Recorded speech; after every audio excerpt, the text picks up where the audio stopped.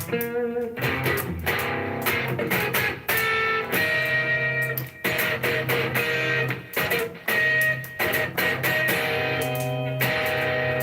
do this until some. That's the challenge. What is this? It's not a chord. It's nonsense.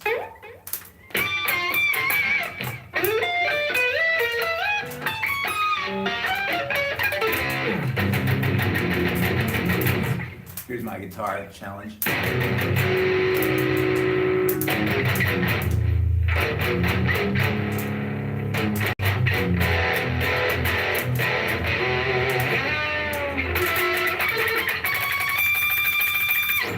I'll let everyone know what the insane guitar challenge is once there are actually some people here, and maybe someone has had time to venture a guess. What the fuck is this video?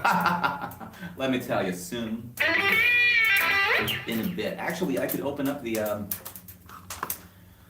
try hacking the system and opening up my YouTube live fucking thing on the laptop here, so I can actually see the chat, because I can't see the chat. How the fuck do I do this now? Wait.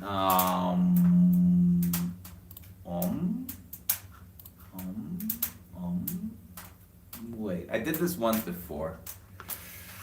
Gosh. Okay, maybe I just quit. Sounds like a great idea. Welcome, everybody. I can't wait to let you know what the fuck I'm doing. But you're gonna have to wait for a little bit, because I need to get the chat and everything up on my little PC screen here. Because I'm streaming through my phone, but I can't see the chat or anything on my phone, so I would, no, I don't want to go live, because I am live. Ooh, manage, cool. I think this is exactly what I need.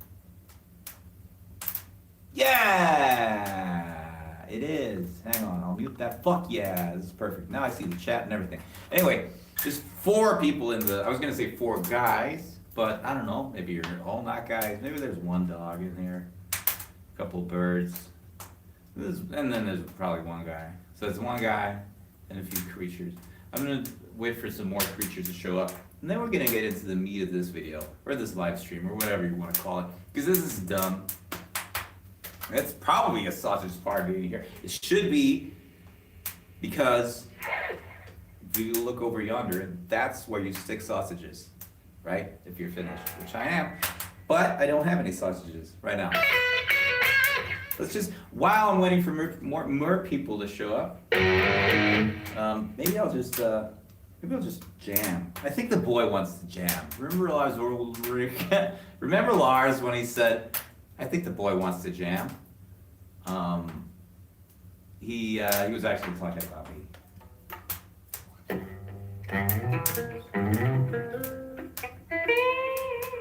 That's all the jamming you get from me.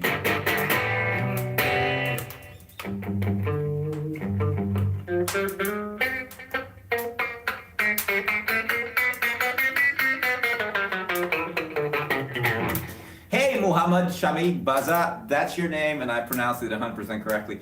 Yeah, good to see you as well.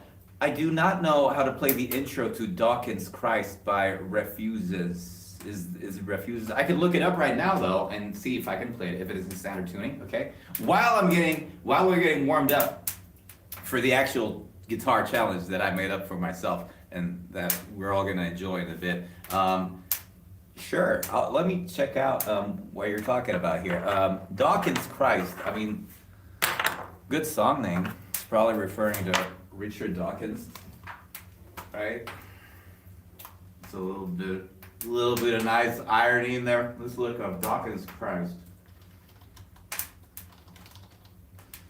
Dawkins Christ by Refused, of course. Yeah. Oh, I didn't know they had a song called Dawkins Christ. Let's check this out. I have no idea what this is gonna be, other than it's gonna be heavy.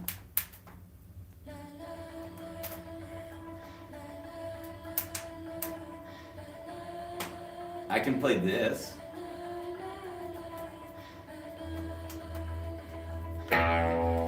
Great, we're in E.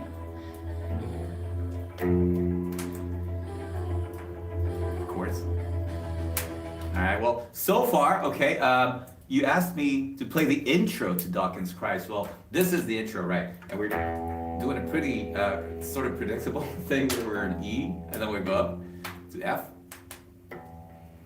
Anyway, I think this is not what you're referring to. There's going to be some extra guitaring coming up. Thanks for this, by the way. This is cool. A cool idea.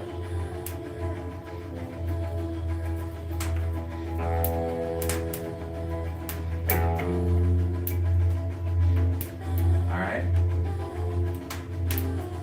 Oh, we're hanging on F.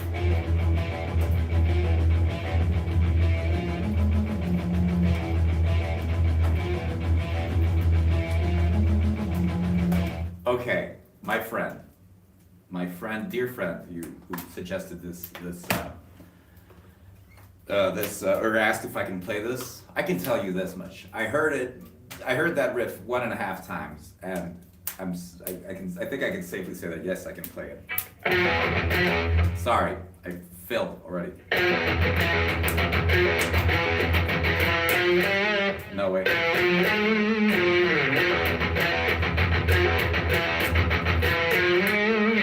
Anyway, let's keep it going. Maybe that wasn't even right, but let's keep it going anyway. Let's go back to it.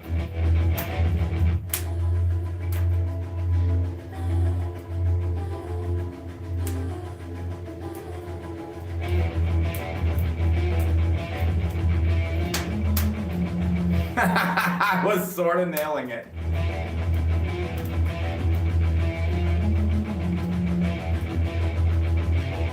Oh. Alright, well, what we had there was, nice.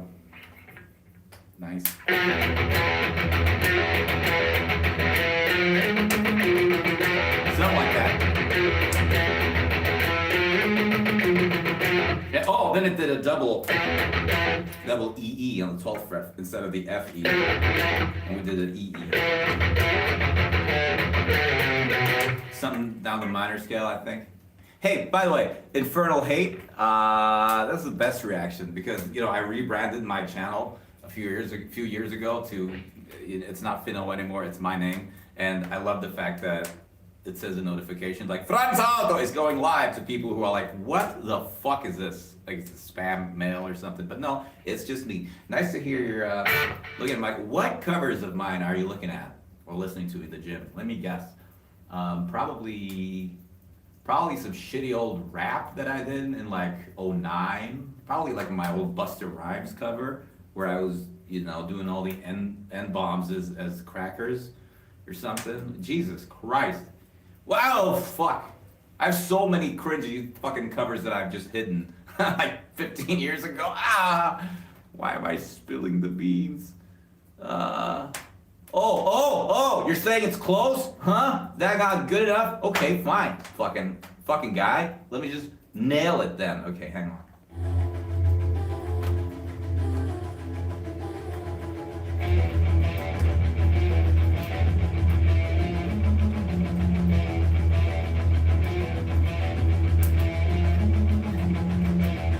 As always.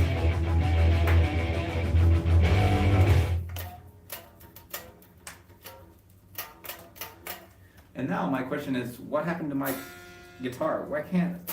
This is going great now because, oh, never mind, there we go. But anyway, okay. I'll humor you, Muhammad, and I'll try to nail this intro here because I'm 100% sure I can nail it, just like that. I'm already doing it.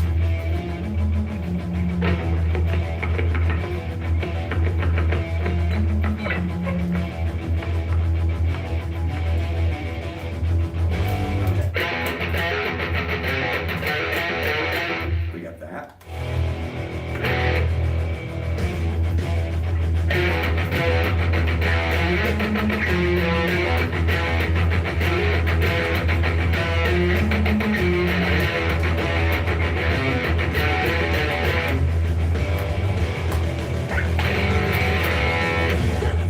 See, when you spend enough time playing riffs like, which I've done, it's awesome to hear a riff like that, and you're like, hey, this is like something I could have maybe done, and then you just sort of know instantly how it goes. Yeah, dude.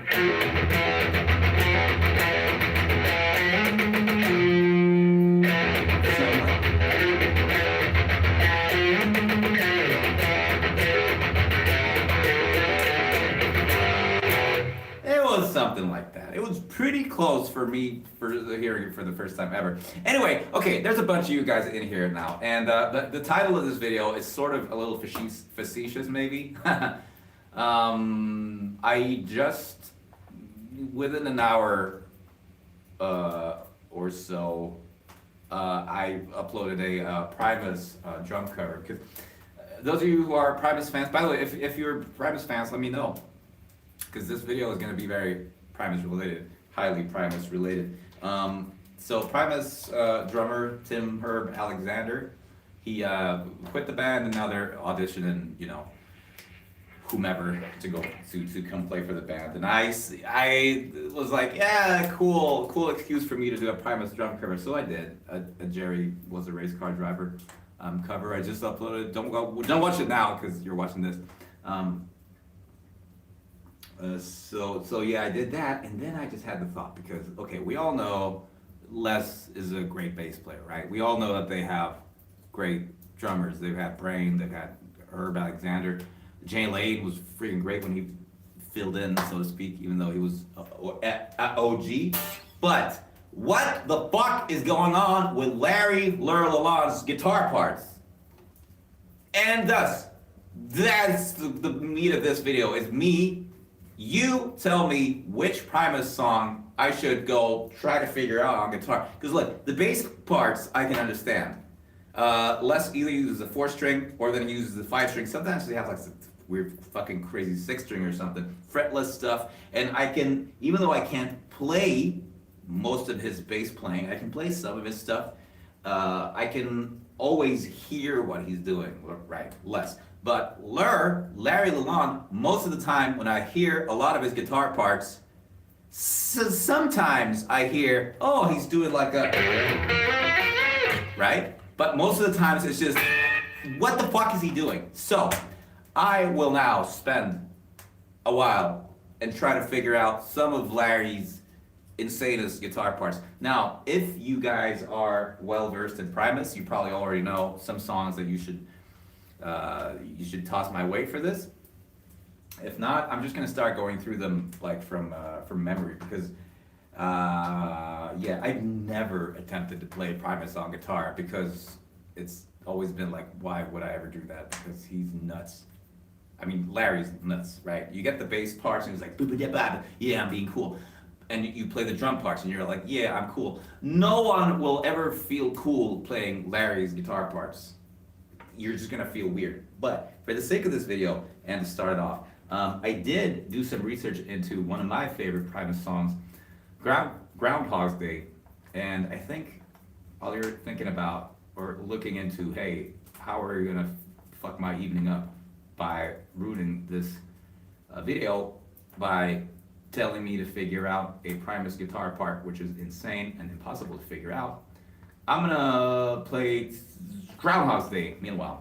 This is really fun. I love this song. I just figured out this guitar part today.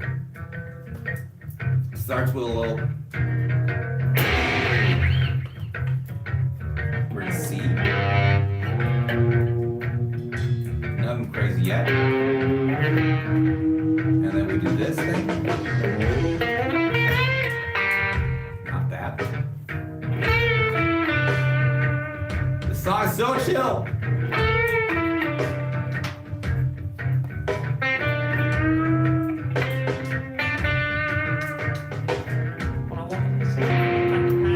Guitar part isn't crazy, as you can hear. It's just nice. We have a nice little 7th chord here. Here we're in C.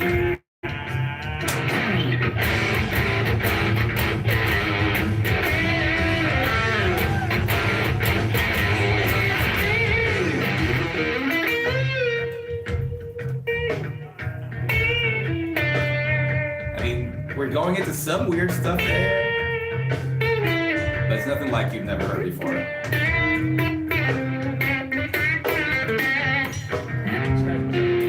But at the end of this song, we're going into the nutso territory. Like, it's sort of like who writes guitar parts like these.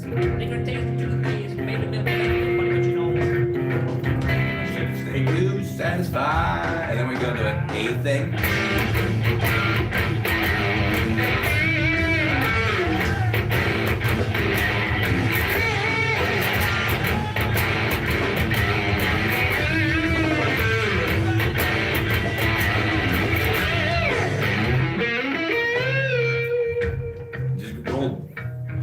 Roll down the volume while you're playing.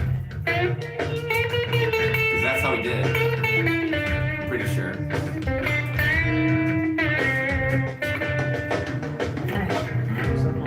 This album is, I love how lo-fi this album is. Now you can hear, it came out in 1990, right? Their first actual studio release. And you can just tell that they've been playing these songs live for years. They're so tight, and everything is just like in one take. You can hear this is one long drum take, guitar, bass, everything, so tight. And now we're coming to a crazy riff. What is this? Hey. Sorry, something happened with the jack there. I need to back up and then jump back into that part. But hey, check this out. Money! Some more volume, I think. More fucking volume! Give me that! Money! Okay.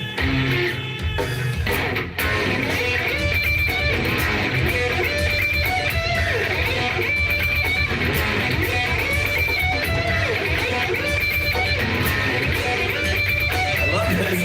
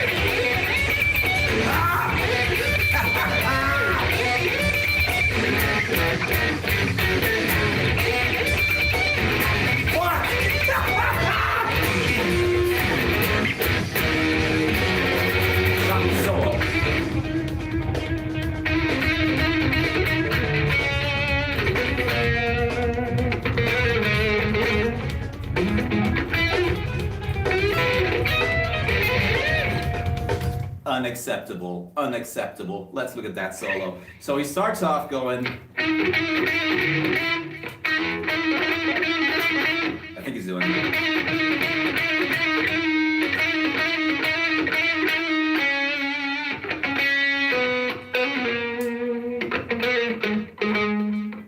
And he goes into a pentatonic thing. Something. But he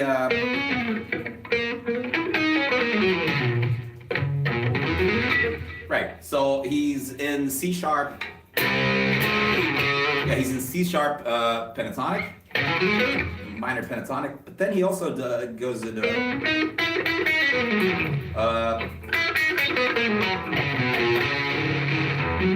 Dorian, C sharp Dorian, nice.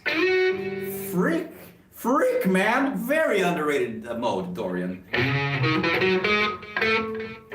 Sorry.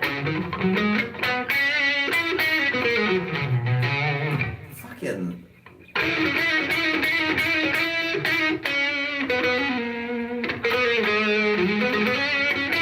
Just the briefest bit in the top pentatonic, and then he dips back into the Dorian thing. And then there's this dumb, I remember this dumb part at the end of the solo.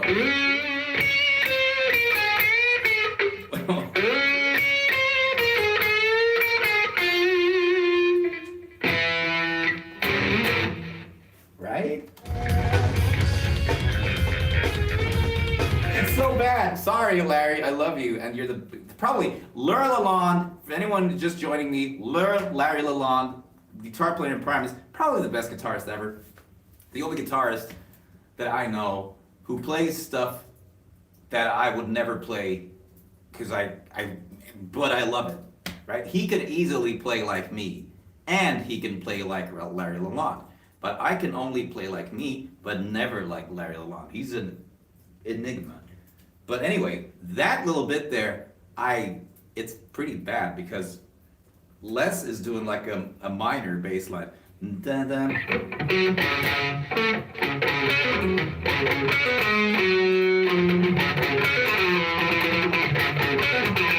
And Larry's doing like a major thing. I don't know. Let's do that solo again and then ride this song out.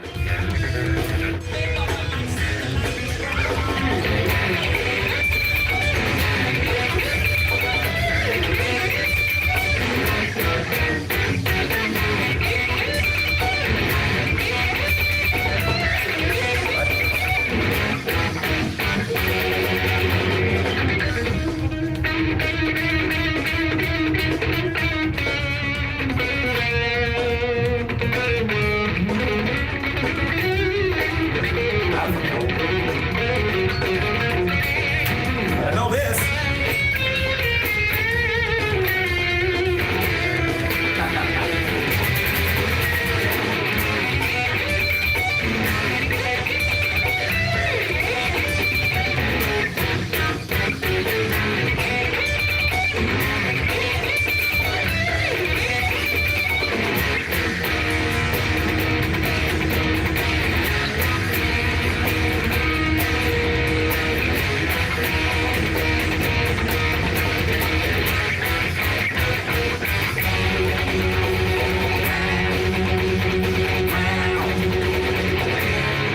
Nice.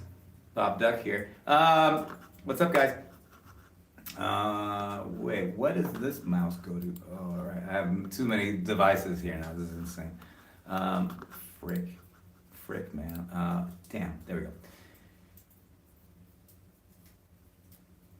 What's up, man? My way out of here. Oh, yeah, the porcupine tree cover. I forgot about that. I've actually forgotten about the band. Sad to say, a little bit. I mean, I never forget about Porcupine Tree, but I haven't listened to them really in a while. They were a really central band for me for 2 years, like many bands happen to be, you know. And then fuck man, isn't that on Way Out of Here? It's on the album which has Anesthetize. Is it also the album? I forget. It's been way too long apparently. My Fun Palace cover made you pick up the guitar. Really?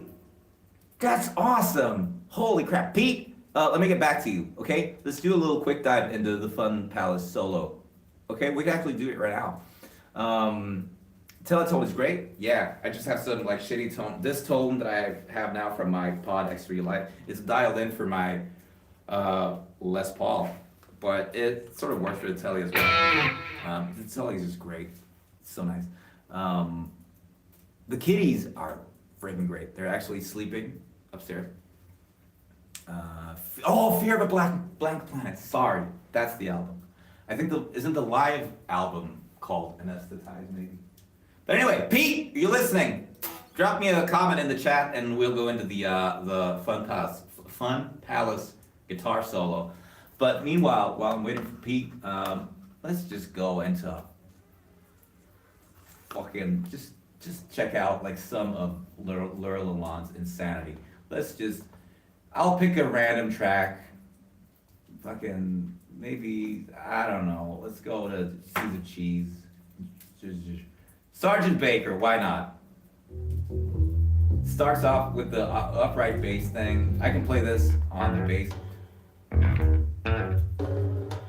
I can sort of play this on the bass.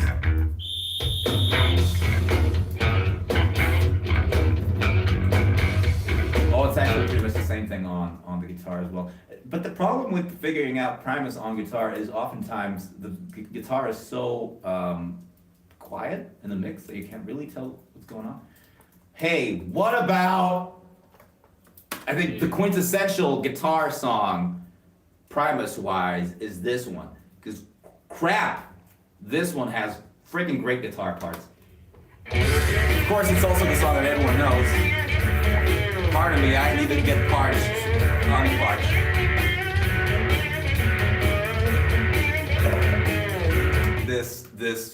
This is probably the first Primus song I heard back when it was in rotation on TV in '96 then, and it was just, I loved it. I loved the boom boom the double kick. I don't even think I understood what was going on with the bass at the time, but I did understand what was going on with the guitar. Look, I'm getting everything right at the first try. I'm so good.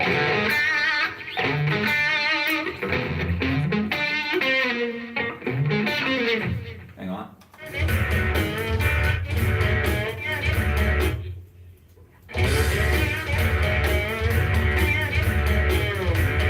Oh, that's right, he has a slide.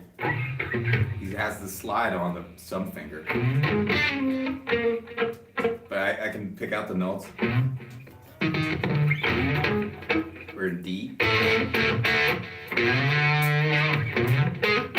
Wait.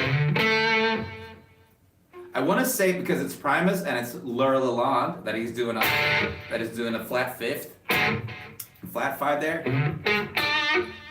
But somehow it sounds obviously better, but more correct when just the five. But it's probably the flat. Ah, there we go.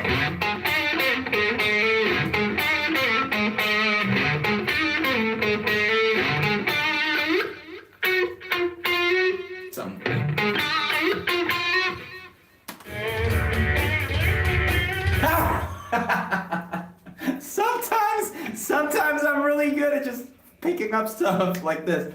This is why I've made 50 million guitar covers, because I have days where I just sit down with the guitar. I'm like, I'm gonna figure out some song, and then I just by some insane fluke I manage to, while I'm figuring out the song, just hit every right note instead of all the wrong notes while I'm trying to figure it out. Okay, so we have.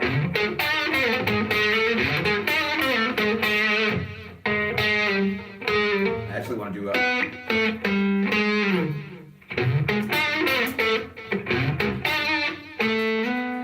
he's probably doing with the slide like that.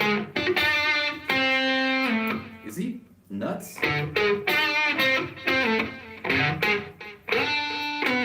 Maybe he's.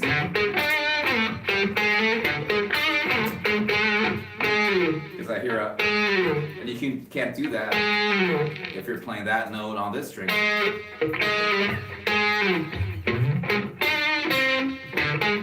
But for the sake of I suck, I'm just gonna do it like this.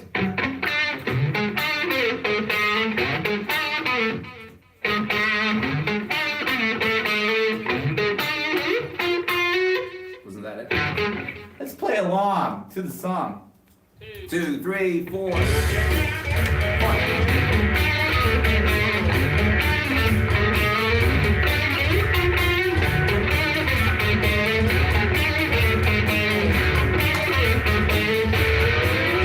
Slide.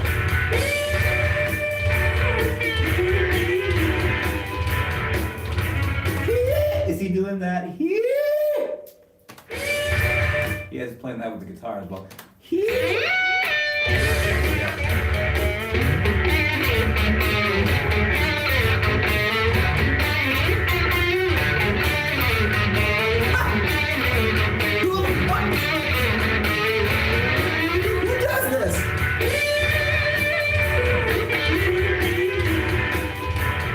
Still has to slide.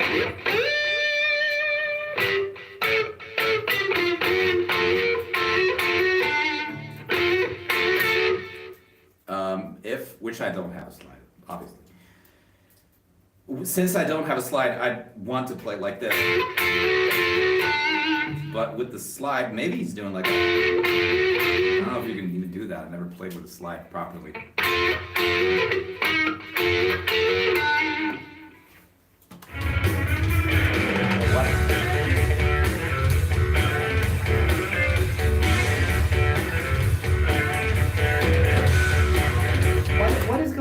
I know that there's guitar in the back because I can hear the bass line clearly. And then I hear some muffled noises which have to be guitar because it's not a part of the bass line, but what the fuck is going on there?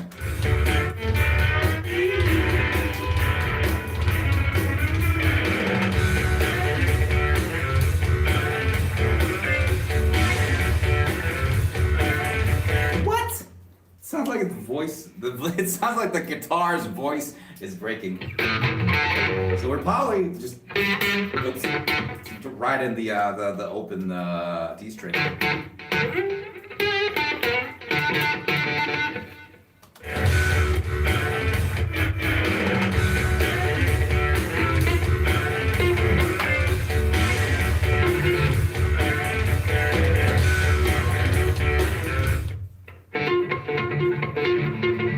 Yeah, I don't know.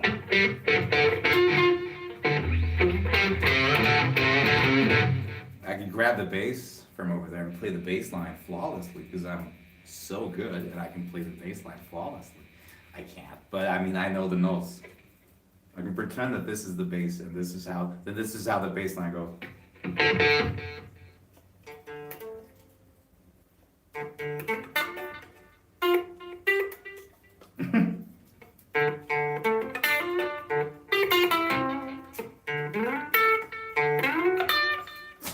That's very hard to do on a guitar.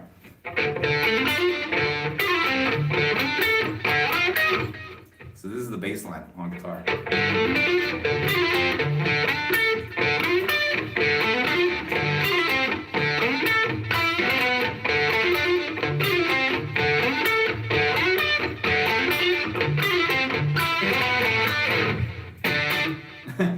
So that's the bass line on guitar. Meanwhile, the guitar is playing like silence and then what the heck? Okay, Pete, hey, nice of you, Pete, to still be there. Anyway, so you asked me, do you want the breakdown of the entire Stunt Palace song solo? Mind you, it's been a while since I've played it. I'm not even going to attempt to play along to the track because it's going to be way too fast for me as of now. But hang on. Let me get into the Fun Palace mood. This is such a great riff. Probably one of my favorite riffs ever.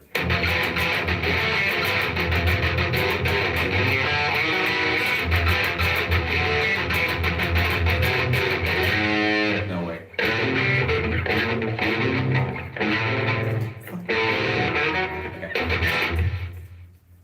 Hang on.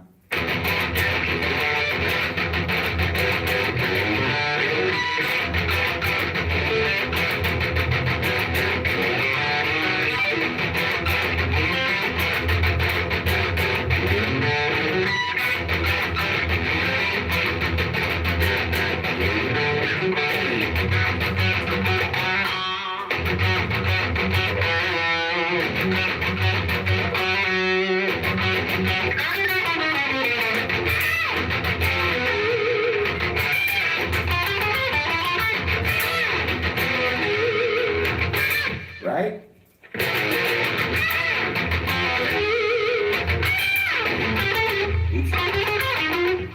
Anyway, that's the riff. But the solo.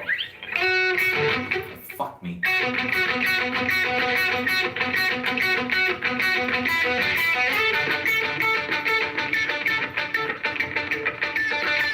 Okay, so if you've been playing the solo, this part you might have figured out. We're doing the bend thing, starting. We want to bend up to the note, which is the 7th fret on the B string. So note-wise, that would be a F sharp. We want to bend up to this F sharp. There we go. And then we do a rock move.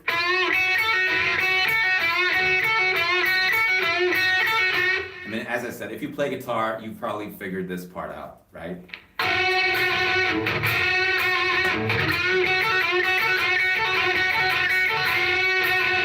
You know, it's very basic rock move. You have the index finger on the seventh fret on the B string, which is an F sharp, and then you bend up the ninth fret on the G string, or the 10th fret, but that tends to overshoot the bend, right? So just keep it to the ninth fret, and then you do it. But I'm just gonna assume that you know all this, right? So we're gonna go further into solo.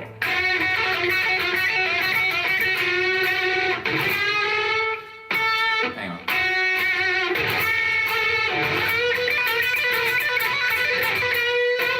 Now we're up here.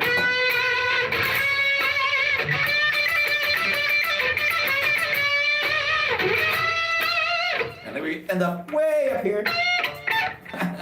See, the telly is not really suited for this. Never mind, my frets were I had just enough frets to play that.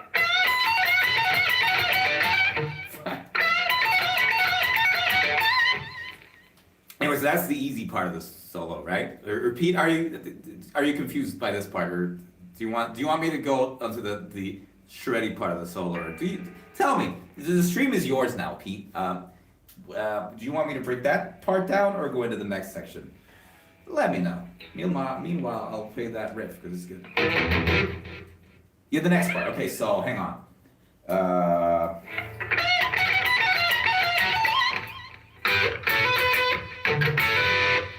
If I'm not mistaken, we're mistaken.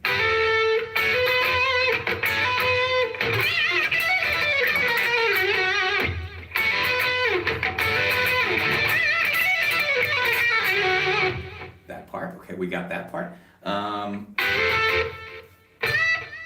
I don't know. Are we here? Or are we here? I know for the... Fuck it. Let's just say that we're here now. So we're coming up from the... that nuts thing. This is a standard Jeff Waters move. Which he starts the shredding part of the solo off with. You barre the G and the B string on the 14th fret, and then you hammer on with your middle finger on the 15th fret on the B string, and on the 16th fret on the G string. So you're going into this shape. Sounds terrible. Right? That's the very start of the solo. Maybe you have that one already. And then after that we go into the super shred. Fuck.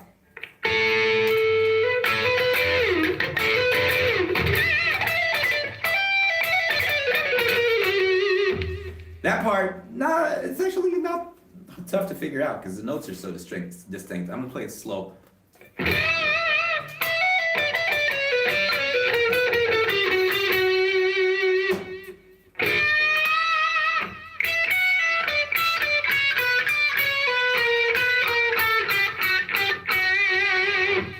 So we bend up to make that rock move again. Only we bend it to the E, right? You're following me? We bend, we grab the E from here and then. Oh, yeah, for sure, hammer it, dude. I mean, Jeff, he's nuts when it comes to picking, right? He's one of the craziest nuts persons when it comes to picking. But watching him play this, a lot of his licks that are sort of like super fast AC/DC licks, they're pretty much legato. Fuck. Yeah.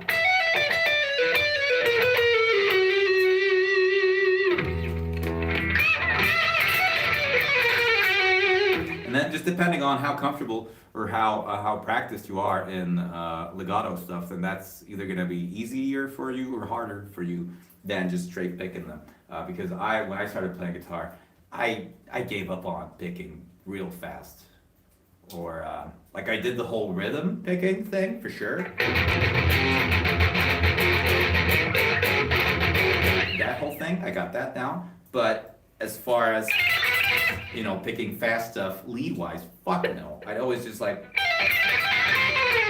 just never pick anything. Just like, just legato everything.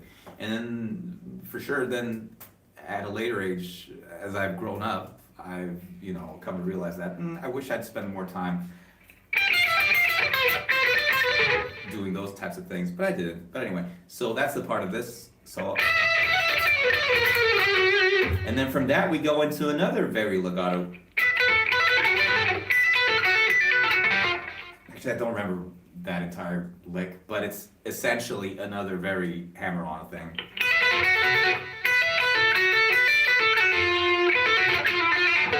Then we do some pentatonic shapes, and I don't think I've figured them out because they're sort of by feel, probably. But it for sure starts like this. Sorry, for sure starts like this. And then we go down to some stuff like that. Something. Okay, so it starts with 7th fret to 12th fret, a bit of stretch. And then to 7th to 10th.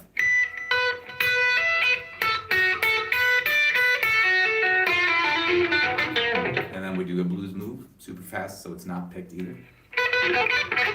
Ba-da-da-da-da. And then just sort of like until you get to the right. That's the mark. That's the marker in the solo where we know, okay, it's time to move on. Something, something, something, something, something. And then, okay, welcome to this part on the telly. Technically, I do have enough frets, okay? What? Wait, hang on.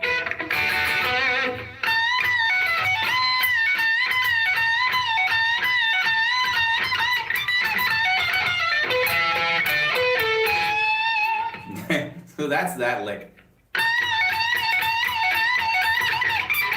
Ah! Fuck. Ah!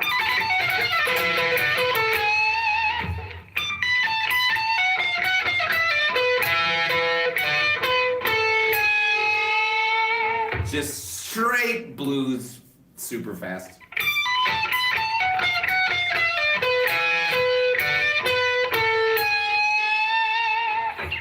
Those are the notes, and again, picking it here and there.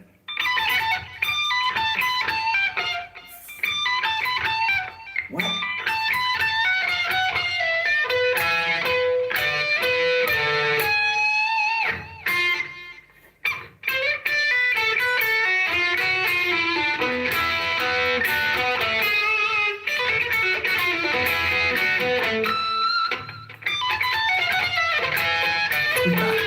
That's a nuts lick. I love, man, Jeff Waters' soloing is sometimes a little repetitive. I've heard him play probably every version of his solo, like in several songs. But anyway, when he goes into like just the crazy just blues licks on super steroids, I think that's my favorite Jeff lead playing.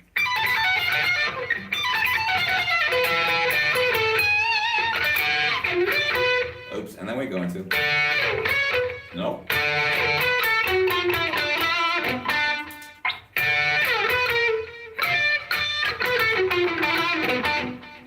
Excuse me.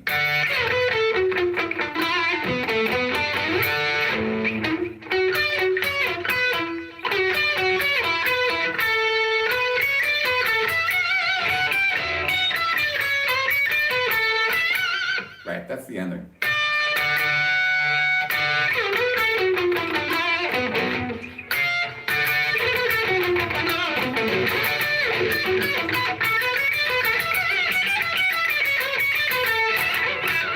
Ha!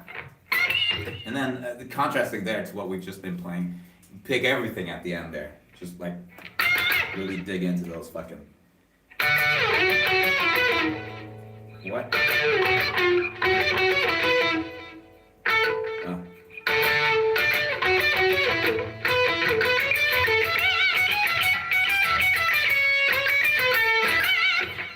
that's it. That's the fun pedal solo. A lot of hammer-ons, a lot of fast blues shit. Yeah,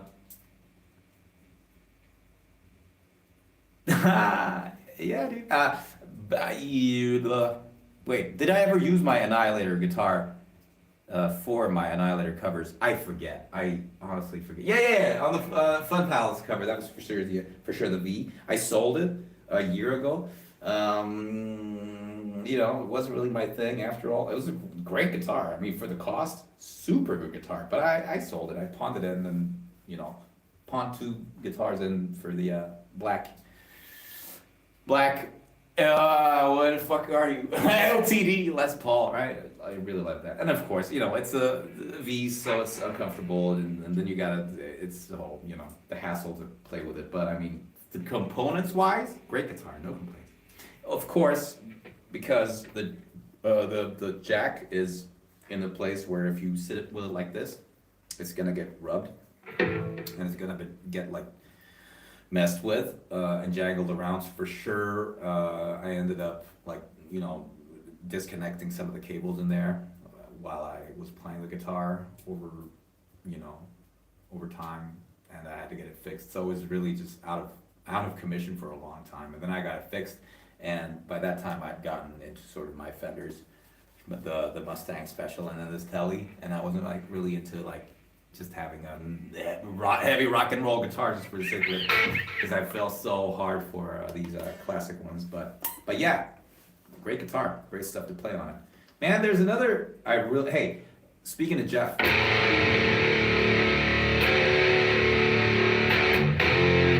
Know this song?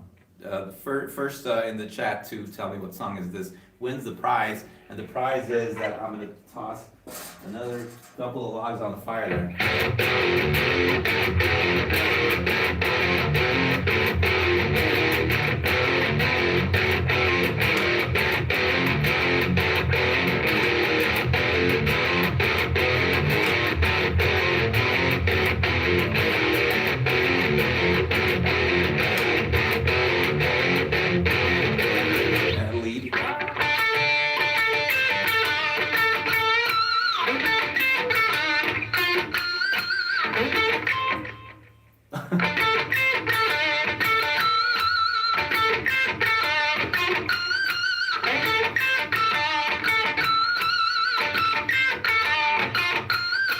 I am Zach Wilde, yes I am, but he does a lot of, like in this lead, he does a lot of squealies.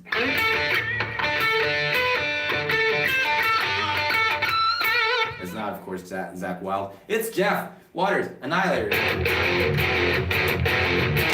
The song is Pastor of Disaster, fucking great song.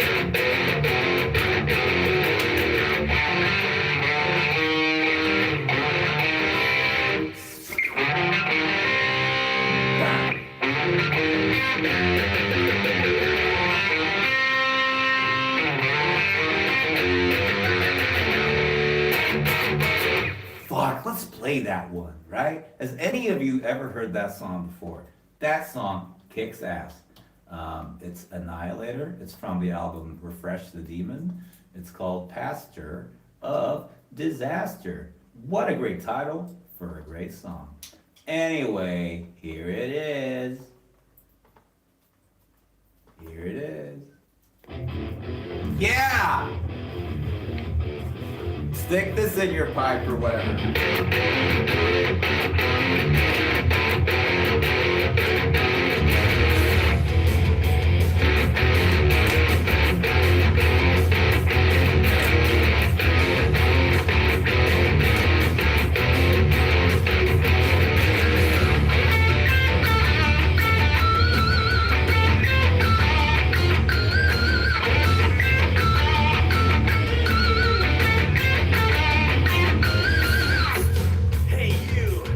I love a song where I can just take a break from playing guitar in the middle of the song and be like,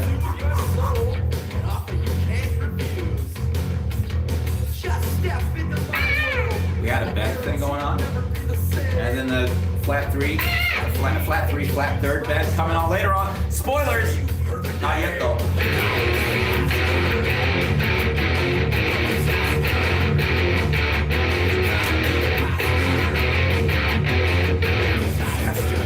Great lyrics. Sucker, I've got you now. It's time to make your descent. That's so goofy. I've got one hell of a schedule, and there'll be no time to And then we have this thing. Dare to find me when I can slice you up. Flat third. And temptation.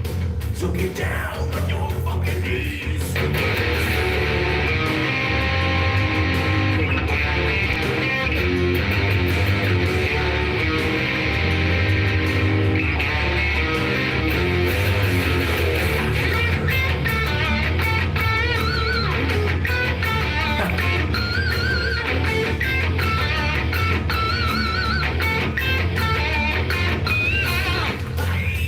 Right, but there's also an awesome solo coming up, so I mean, stay tuned for that. Meet and take my flame. Spread it across the land.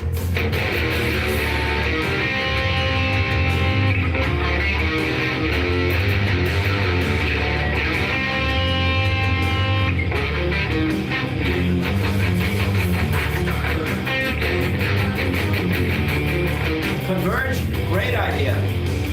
I'll get back to you after this solo, which comes after this part.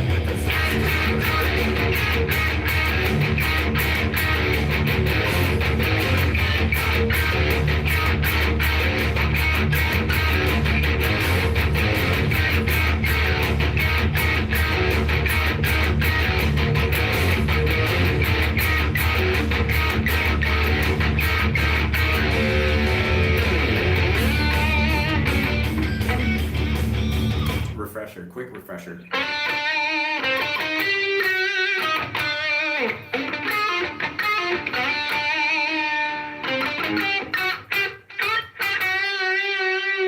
And then comes the shred part.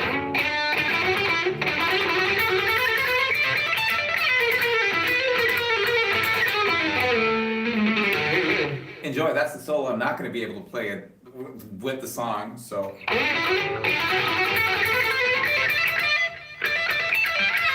Fuck you. Anyway. Okay.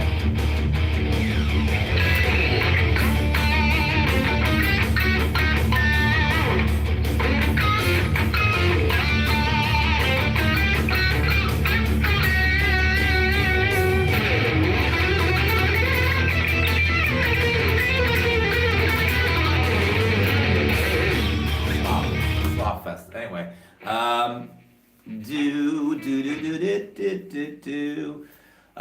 How about some Converge? I'm just thinking right now that I don't think that I have any guitars anymore, or right now over there, that are in tunings suited for Converge. I think both, they're in D standard, I think I remember correctly, and then drop C sometimes. I mean, I've made a bunch of Converge guitar videos, as I'm sure you know, if you're asking, or if you like Converge. But man, those are some songs that I only learned them as a challenge to see if I can be able to learn them, because they're like Kurt fucking speaking of insane guitar parts and not knowing what the F is going on, Converge. That I made a guitar cover of, I forget, because Converge is another band that I went hard on for a lot of years, but those years are like 15 years behind me. So anyway, the song that is like, not Concubine, but the song, is it Fault and Fracture?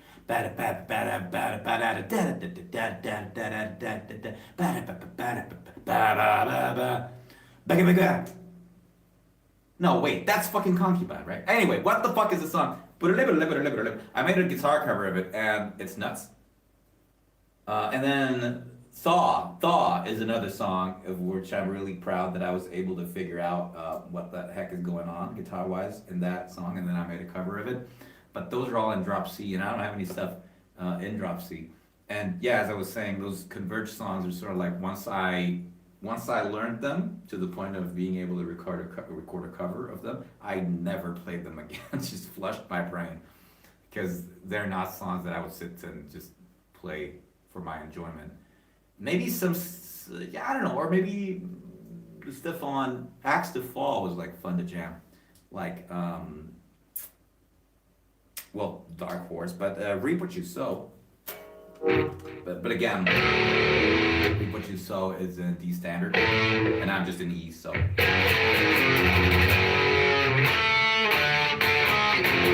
No. So if I was in the, if this was in D standard, this guitar, then it would be like. No.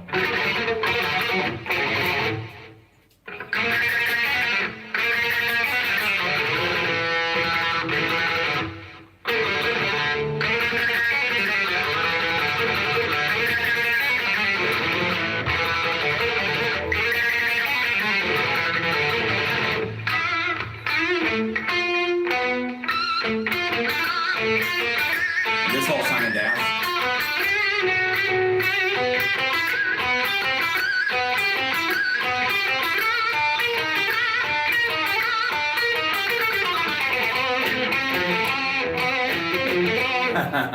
Right? Oh my god, this is crazy stuff. Covers. Yeah, this is this guitar? This guitar is a it's a, let me just look. No, it's a Fender Tele, 75th anniversary model. I bought it, I believe. When was this? 3 years ago, so in 21, the roaring 20s of 21. It's yeah, dude, it's a great guitar. It looks great. It has a champagne finish, and it has a feature.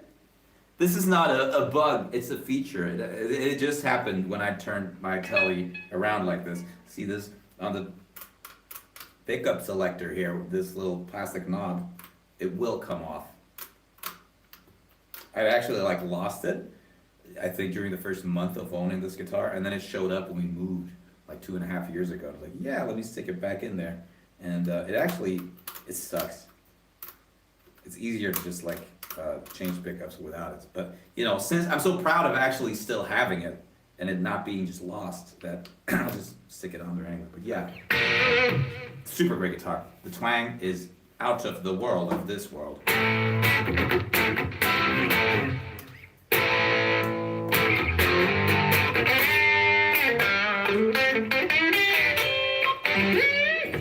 What should I do? Man, should I just challenge to play Convert and E standard? Well, hey, were you around by the Little Ditty, Pork Chops Little Ditty perhaps? I started this stream, the entire purpose of this guitar stream was to play Larry Lalonde's guitar parts and try to figure them out. And I got to maybe one song, and then I just quit because it was too insane. And who the fuck knows what the guy plays most of the time. It's either super obvious, like in damn blue-collared tweakers, and when he's just following the bass like.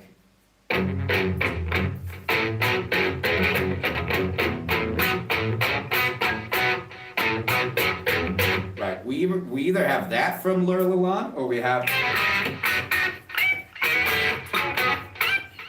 How the fuck did I do that twice? I'm Larry Lalonde. And good luck trying to figure that out, because most of the time his guitar is so baby quiet in the mix. So that was a great guitar part.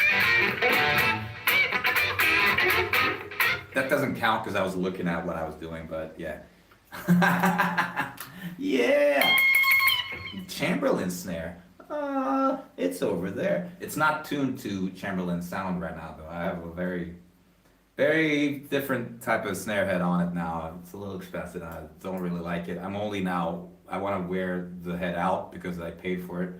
And it's like 3 times the cost of a regular Ambassador snare head, which I usually use. So it sounds not like Jimmy right now. So I'm just gonna like wait until that snare head dies and then buy a Jimmy snare head and then tune it to sound like Jimmy and then try to imagine I'm Jimmy for the rest of my life. Which I've already been doing for a long time. So hey, what should I play now? I'm gonna go grab some more firewood, and you guys can suggest me stuff meanwhile. throw me a challenge. I like the fact, Mohammed, it was really cool of you to give me a song right out the gate and be like, hey, challenge, play this. And then I did. So go ahead again. No Flight of the Bumblebee.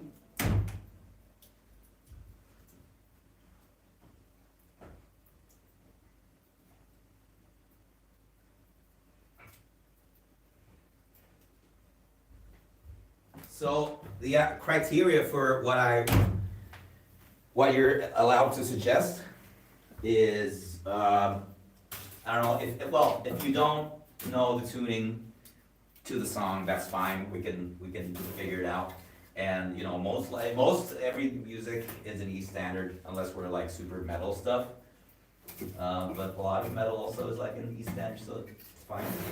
But yeah, we'll work from that. This is how you burn your house down. No, it's fine. This is how you burn your face down. Anyway,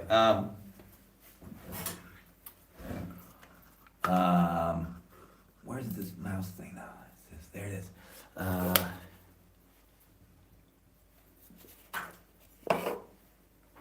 is. Soul to Squeeze by Red Hot Chili Peppers. What the fuck is that? Well, okay. Brain Dance, great suggestion. That's an Annihilator song that I've been meaning to record a cover of for, let me see, since before I owned the Red V, the Annihilation V. So since around 2012 is when I started learning Brain Dance. And I have recorded many takes of Brain Dance on the guitar, which were not good enough, so I never uploaded it.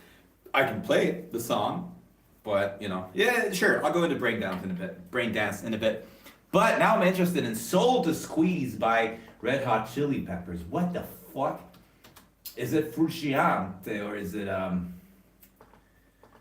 it Navarro?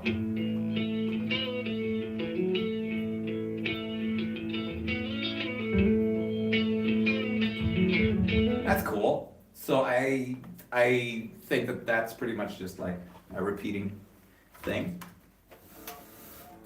So right out the gate, we're in A major. He's not playing an A major chord, but that's the notes we're using.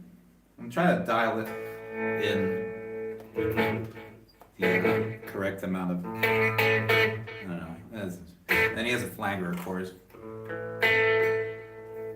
So, what's going on? Why are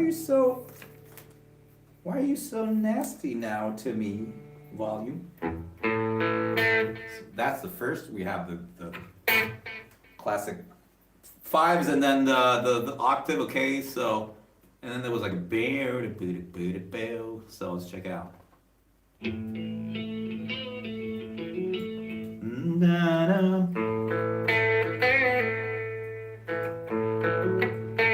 Right?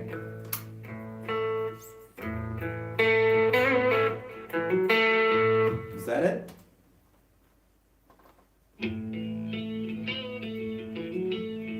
Right?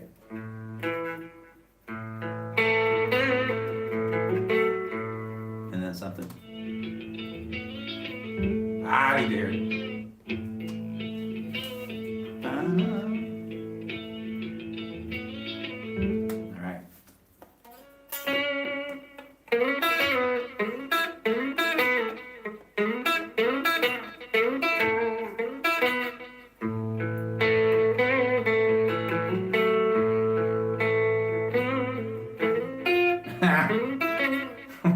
Wait. What is the lead up to that part?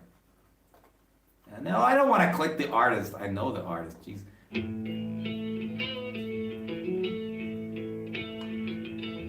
Oh.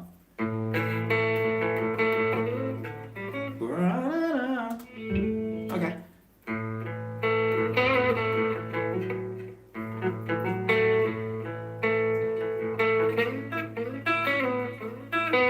Yeah, I don't like that.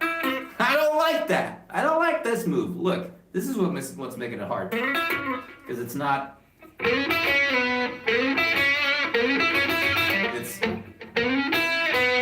So I need to suddenly... If I'm sliding up with the middle finger... grabbing that with the index finger, and but then I need to be here. So I actually want to play that up here. That doesn't really help, I mean.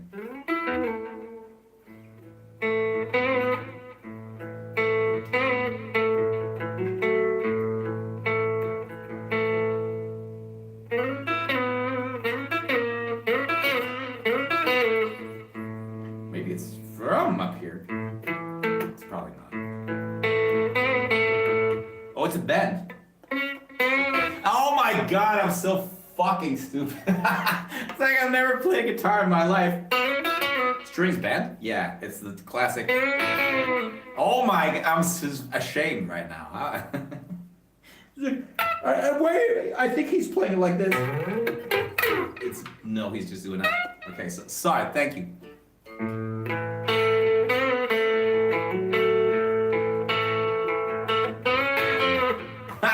It's all the notes in there, right? Why just have one when you can have all of them?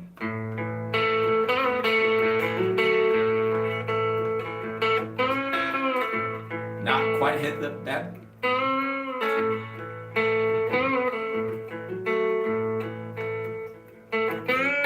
And then overdid it.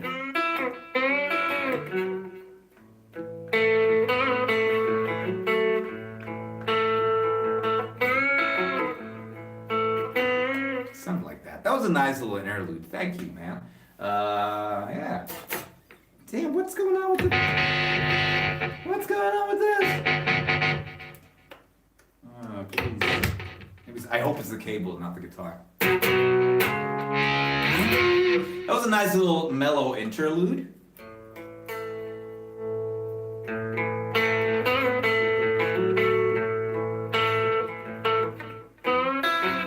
What?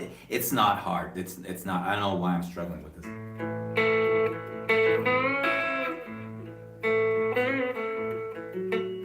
Or is it hard? Is it just like me being like, hey, this is easy. I just can't play it. Yeah, because maybe it's not that easy then.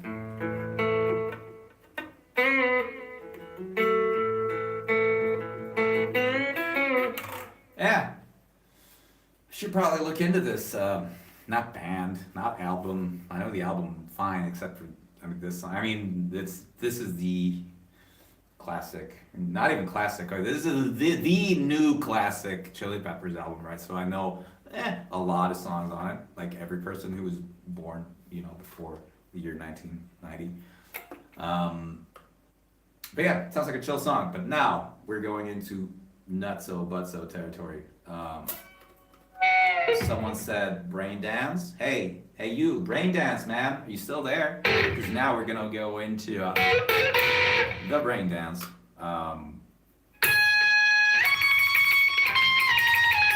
Artem Molodchov. I love you, Artem. Artem, why do I know that name? Artyom. Oh, there's some guy was it in some fucking video game? There's a guy called Artyom. Is that it's either in Metro, surprise, it's either in Metro, it's Exodus or whatever the fuck, one of those Metro games, or then it's in Chernobylite. Chernobylite, I don't know. How about, it is in Metro, Artyom.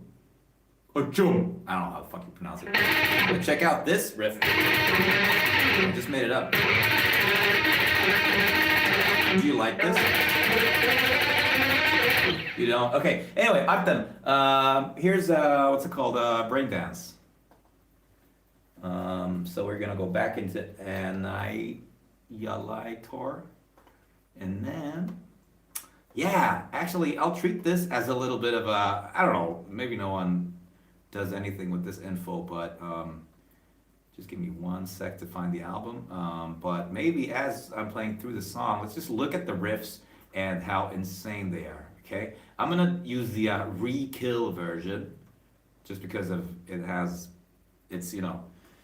it's tuned using the same tuning as I use. Not in it's all in E standard, but stuff that's recorded in 1993 and before that is like sometimes their E is like a like the Pantera being the famous example. So in this re-recorded version, we should be spot on in the same tuning. Franz! Hello. All right, so this is Brain Dance, request by Artem. Here we go.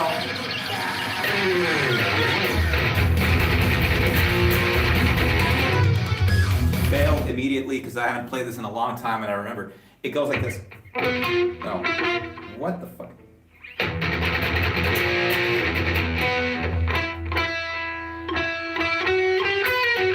Oh, all right. Ha!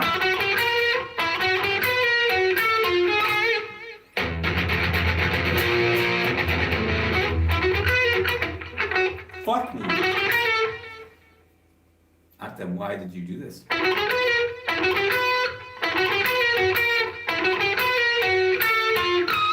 It's a chromatic descent, but it's not half a step apart. It's a full step apart, so it makes it fucking hard.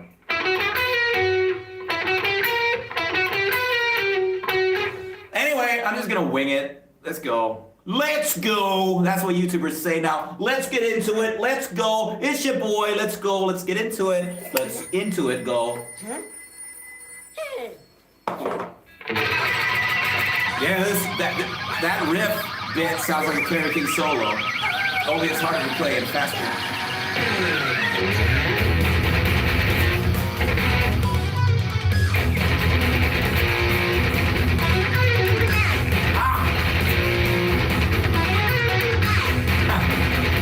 This.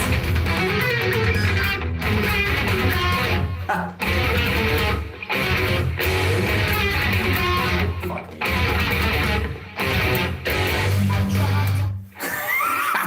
And then it goes into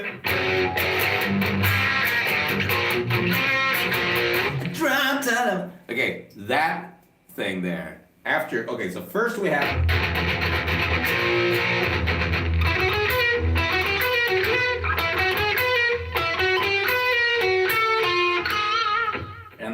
as if that is not hard enough, you need to do this.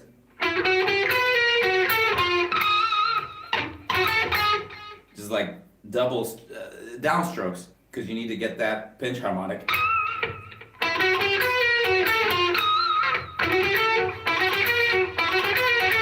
So I'm not going to dwell on that for longer. And then when we got out of that shit fest, we get into this.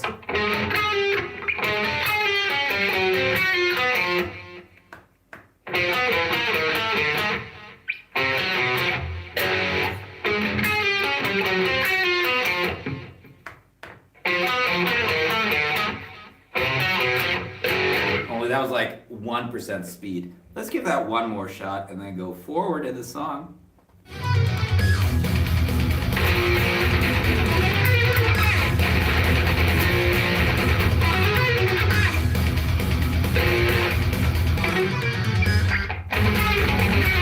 Fucking up.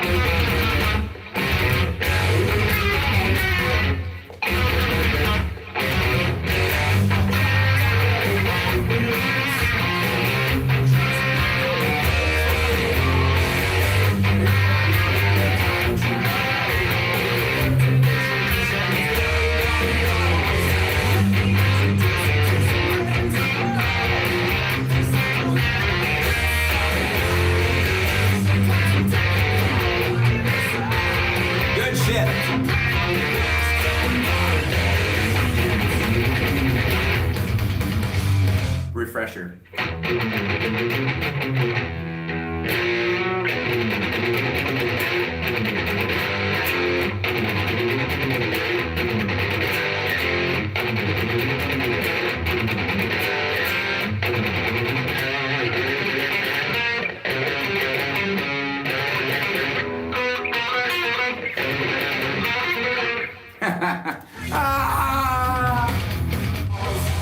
Okay, everybody, get hyped.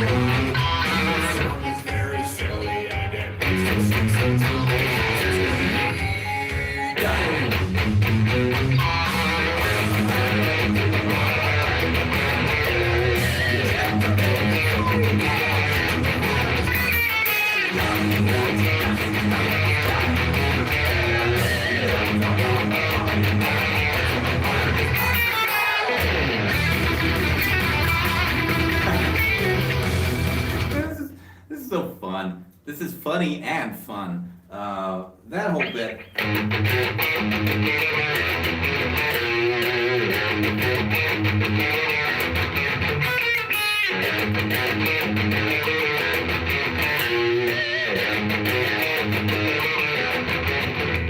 then it goes into just straight into that. This is ridiculous. This is a pure like schlock comedy, metal stuff. You know, Jeff Waters being like haha funny and accidentally making pretty good music in the process. Yeah, that's my favorite part.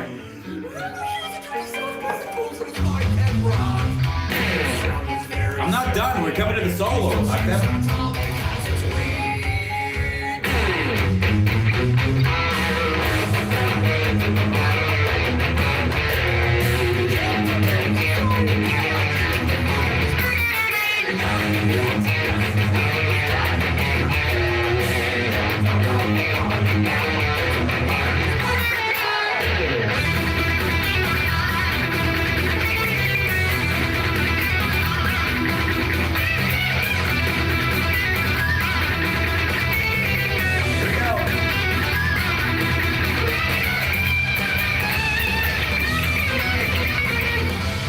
Sorry.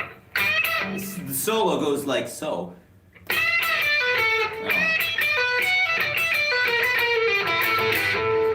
It's classic blues.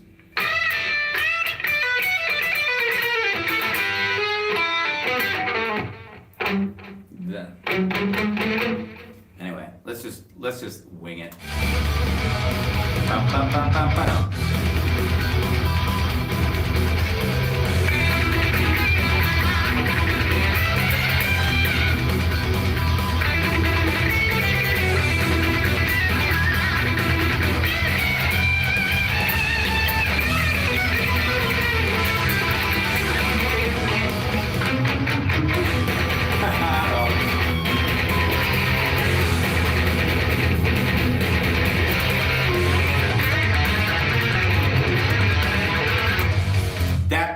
That part took me forever to figure out when I was figuring out this song. What even is this?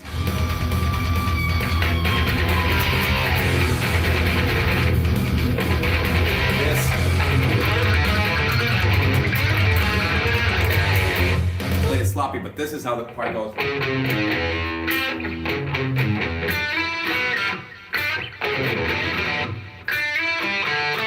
Wait. I can't play it slow.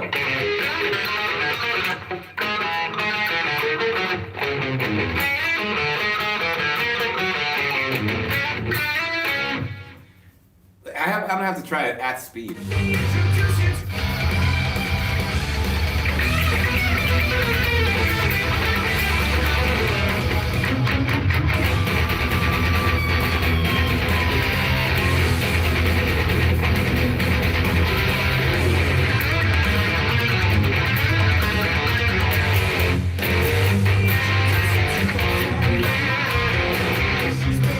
Back into that part. Man, song ends. Oof, thank you. That was a fun one. Smashing Pumpkins, Pentagrams. I really like the way that song starts. I'm a little divided on, or I'm not really divided on the new Pumpkins album because it's for sure my favorite music by them in a long time. Of their new releases, and it's just like the same complaints or the same feelings that I had about a lot of the more newer work by the Smashing Pumpkins still applies to the latest album, even though I really do like the latest album, and I think mostly it's because Billy Corgan, his vocals are just like, they're meandering. It's like, na, na, na, na, na, na, na, na. It's like just like this, just meandering, just melody over the entire song, over every song, and it's fine. I just wish there would be like more vocal parts that just sounded like vocal parts, right? And there are, I get it, I know, there are like great vocal hooks and choruses and stuff, but it's something about how he writes vocals nowadays, which is like with the abstract lyrics, but then the witty little word play that he does, like always with a weird milk syringe thing, labyrinth, milk syringe, shit like that, like he's a like SoundCloud rapper or something. It's like, I get it. I want more of like the drums and the guitar. But yeah, that Pentagrams actually, I really like that opening guitar line. So let's take a look at that, because I have no idea what they are playing there, or even if they are in the E standard tuning. We'll find out soon enough. By the way, it's midnight here and probably in a lot of places, so I won't be on for terribly long anymore, but this has been fun, and I do want to look at that Pentagrams thing.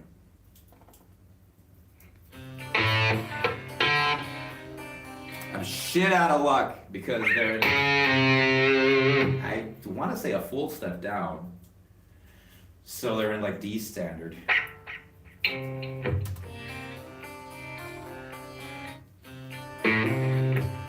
Which means that then that ba would be their open A string, which would not be an A string, but whatever, know what it is.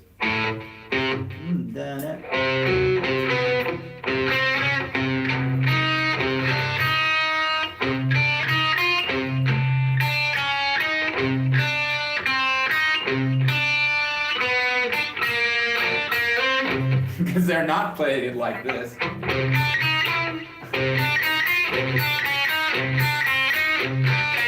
Hey, that was it. But again, they're not playing it like this. They're using a different tuning.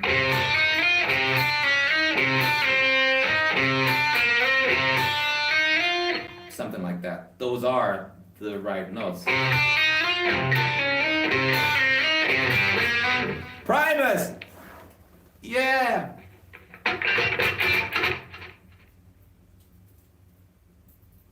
Yeah, I mean, Zeitgeist was good. And now I could talk all night about this, and I probably will. Zeitgeist was great. And it's fun to me in retrospect, because as one of those probably people that I'm sorry, William Patrick Corgan hates. No, but he did reappropriate his Billy, right? He wasn't he? What the fuck? He made such a fuss about it. It was like, oh yeah, no one found out about my solo albums because they're not called Billy Corgan. So I'm gonna call myself Billy Corgan again. And it's like, okay, dude. But anyway, so I'm one of those kids that grew up with the Pumpkins, and as I was growing up, and they released stuff, it was monumentally important to me. I mean, I was a little baby when I started listening to them. I first heard Melancholy, and when it came out, I was 6 years old, 7 years old, and that's when I heard it, and I was like, "Boy, this is the best music I've ever heard." And so when I was like the biggest Smashing Pumpkins fan ever, at like 8, 9 years old, I'd only heard Melancholy. And then Adore came, but I was such a fan of the band that it didn't bother me at all that Adore was what it was, because I still accepted it. It sounded great to me. I really loved it. I was really bummed that Jimmy wasn't a part of the band, because at that young age already I was hugely into drumming, always have been into drumming. And one of the things that really got me into Melancholy was Jimmy's drumming in the first place. So I was really bummed when he, of course, I learned that he got kicked from the band like in '96, right? So when Adore came out, I already knew this. But anyway, so then Adore came, and I was like, this is pretty good, but I'm still gonna only listen to Melancholy for the drumming. And then Machina came, and Billy was back. And by the way, Muhammad, you asked me about Glass and the Ghost Children drum cover. I love playing along to that song, and I have it always in my drum project files, and I always play it like fucking not weekly. I play it weekly, so I could probably do a cover of that song or attempt to. I love that drum part. That's a drum part that I would spend ages playing when I was like 12, when the album came out. I just loved that. Super good. So anyway, then Machina came out, or Sheena, whatever. I saw them in 2000, band broke up, whatever. I was over it. I was like, fine, whatever. These are the best albums ever. And then I think I got like Siamese Dream and Gish after that, in like 2001 or something. So anyway, when Zeitgeist came out, I was already like, man, this isn't the real Pumpkins. I'm not gonna accept. And then at that point, I was like 18, 19 years old. So I it felt like a childhood band to me. So I was really sort of reluctant to look into Zeitgeist, because it didn't count to me as the real Pumpkin shit, which is ridiculous, because it was still so close to the original stuff compared to the new stuff now, which is fine, which I like. But yeah, Zeitgeist is fucking great. And then after that, I gotta say that it turned into like this meandering little like plot fest, which is not really for me. And what bums me out is that even though they, as you said, they have Jimmy now, but still like the mixing of the drums is like, what the fuck? You just know that he had nothing to do with the mixing, the drum production of the album. Fuck, dude. Man. It's like there's no dynamics, and you listen to Jimmy's playing in something like where you know he had complete creative control and production control, like the Complex stuff. If you haven't, go listen to Jimmy Chamberlain Complex. The latest release, even the Horus and the whatever it's called, it's like jazz. It's like jazz. I don't know. Some like hardcore jazz heads would say it is not jazz. It's like fusion stuff. But like, oh my god, when just his playing was completely unprocessed and stuff, it's so good. The dynamics and everything, even he's doing like jazzy, swingy type stuff. And then like all of that power and the swing and the jazz and the dynamics just get fucking smashed to bits in the production nowadays, which is sad. But it is what it is.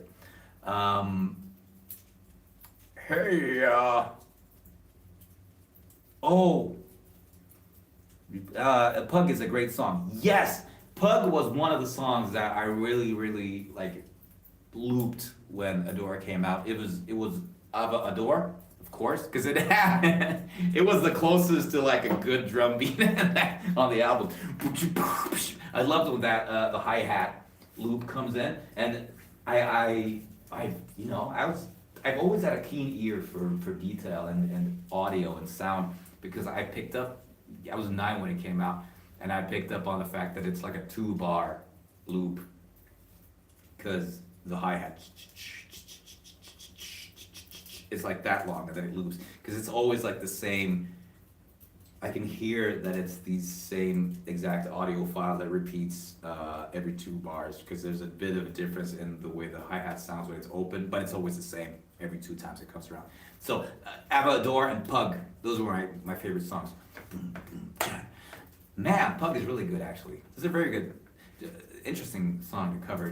Are you guys like you guys in the band Royale? Are you like a rock group, a 3-piece, 4-piece, like just classic band equipment?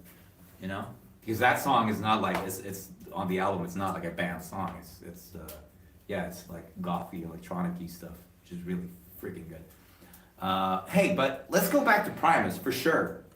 I want to give Groundhog's Day another shot, because I love that song. I was saying, when I started this stream, I said, I'm going to try some Primus on guitar, because I've never done that. But I do know one song on Primus, on guitar from Primus, because I learned it today. And it's Groundhog's Day. And it's really fun. And then, who knows what, Pudding Time. Let's go into Pudding Time after that. Let's do a bit of Groundhog's Day and then go into Pudding Time, because what the hell is even probably going on in that guitar wise. So, Groundhogs. Well, I want this song to start. Here we go. Okay, enjoy this.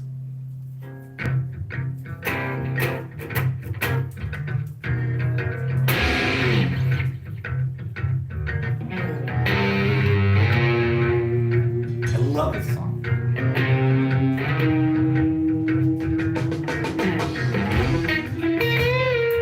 I love playing it wrong as well.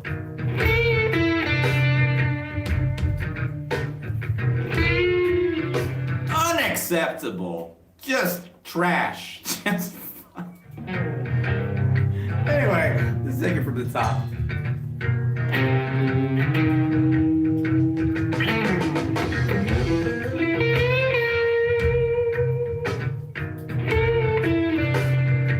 I love this.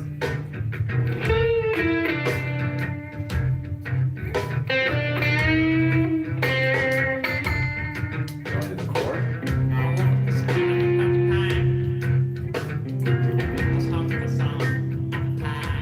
Just C sharp. 7. And there's probably like a 9 there. There's always a 9 when it sounds like this.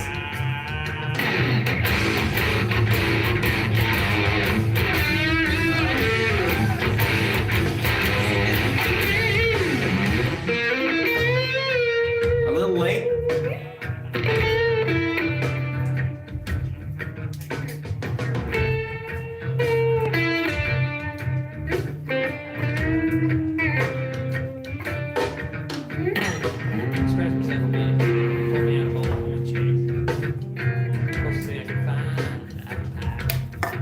Find the apple pie. The chicks they do satisfy. Oh, it's checks actually.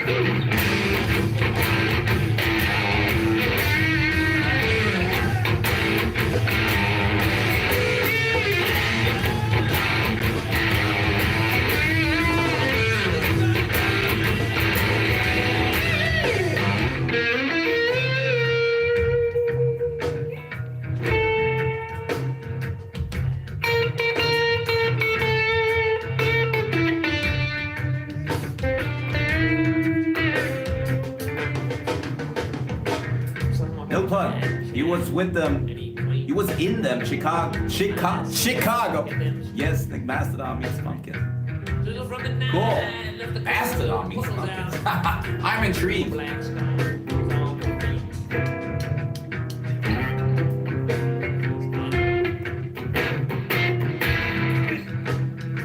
Anyway, now we're going to the fucking nuts part. I already played this in the beginning of the stream, but I want to do it again. It's so fun.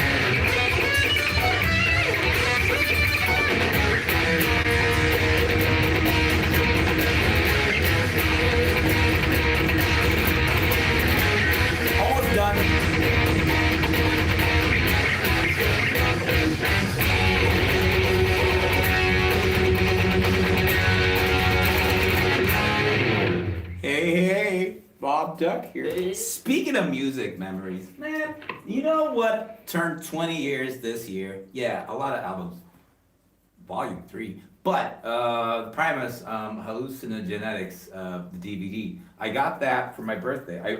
It was my one birthday wish for my mom. When I turned, what the fuck did I turn 20 years ago?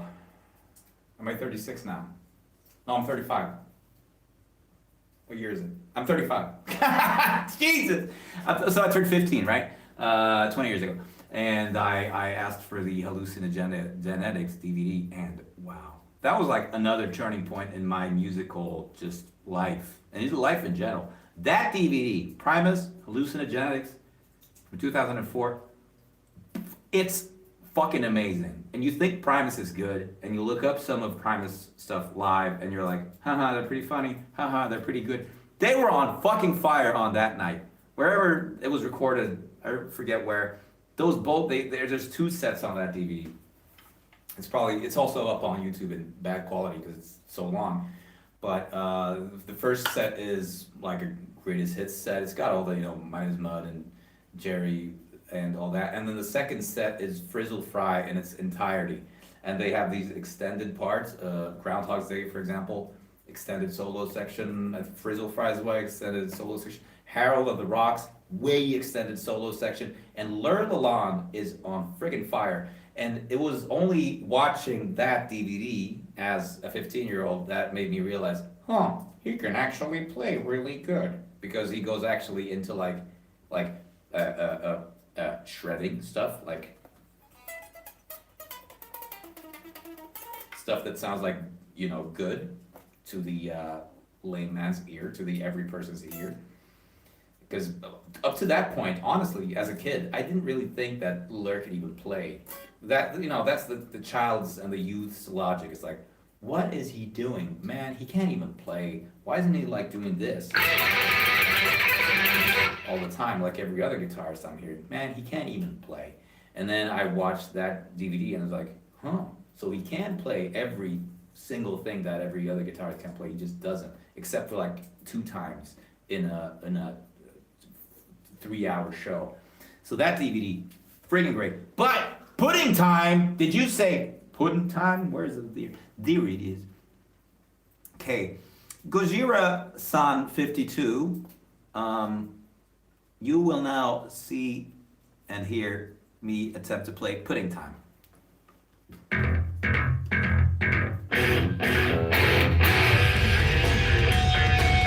Okay, we got harmonics.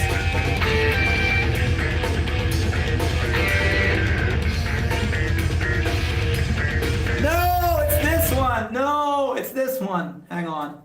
I mean, of course I know the song. I know the song by heart, but it's when I listen to Primus, up until tonight, I never sit down and listen to, hey, what's the guitar doing? It's just like I just take it all in. What the fuck? Okay, hang on. And again, the Frizzle Fry version is probably not the best one when it comes to figuring out what is going on because of the production. I could find probably a live version which makes it really clear, but that doesn't count. Let's go for the OG version. Okay, so it starts with that, and then he goes into, I want to say random harmonics, but he's a genius. He's the best guitar player ever in the world, so he probably knows exactly which harmonics he's hitting.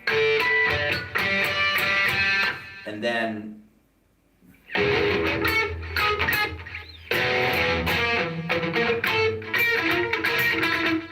we're probably in this. That would be like the most basic flat 5 Larry thing. But he's not doing that, I don't think. Oops.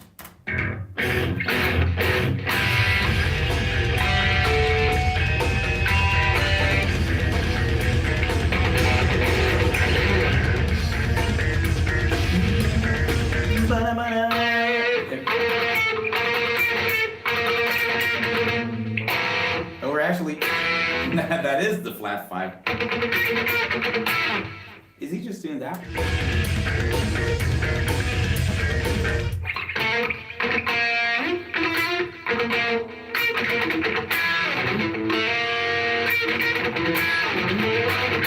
something like that. But we all know what is coming next, and it is this.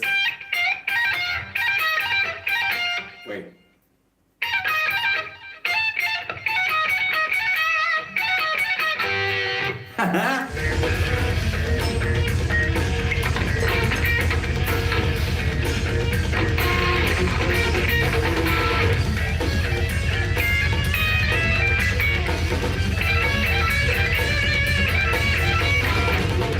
Right?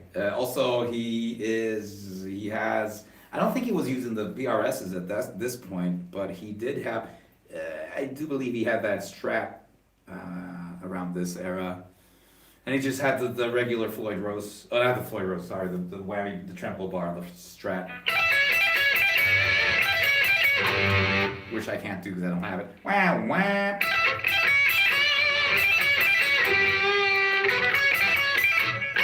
Anyway.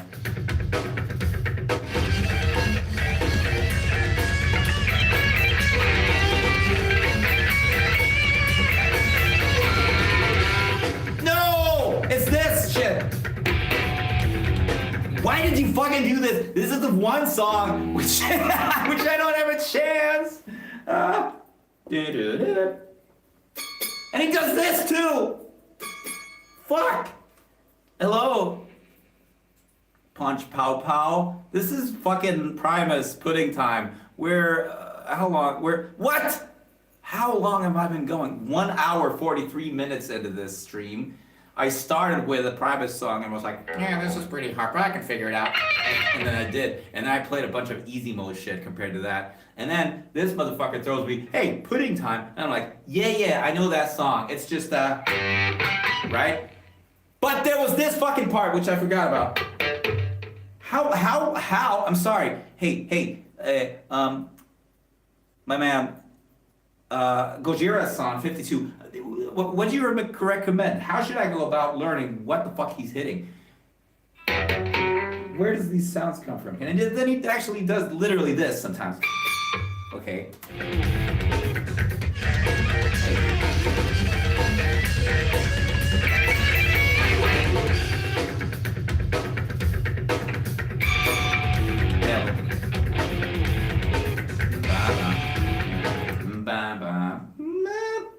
I can figure it out by ear, but this only works if what I just heard is what he's planned on playing. Because if it's just like randomizing, then I'm never gonna have a shot. But ba-da, da-da. Okay, so we don't even have the benefit of an open string.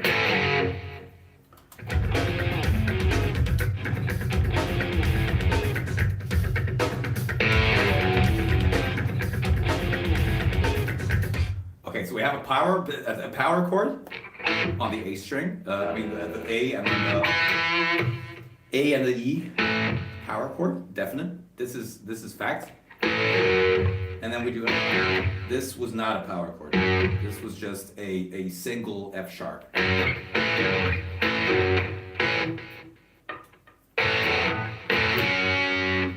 As I said, I've seen him play this live a bunch of times because of that Hallucinogenetics DVD, which I watched a million times. And seeing him play this part, he does this. This is how he plays it.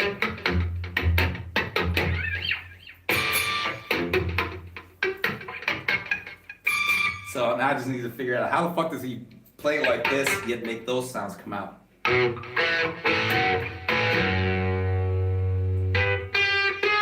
want to say it's this note. No, it's higher. There we go. Bum bum bum bum.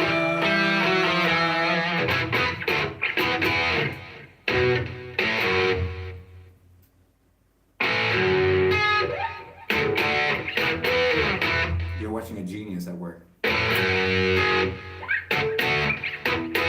He's not gonna do this. What the fuck? Can I cheat? Can I look up a video of him playing? Probably not, because that would defeat the purpose. Just figure out what the fuck he's doing.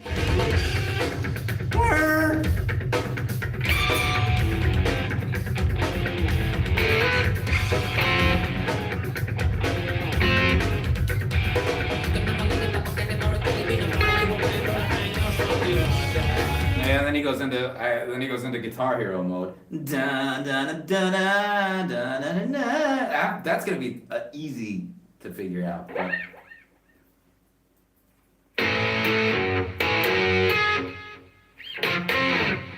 What the fuck is this? What am I, flamenco? He's not doing it like that. But hey, this is pretty close. I also want to say that this is a harmonic, but there's no place. We don't have a harmonic, a natural harmonic that does this note. So it's got to be just a straight tap.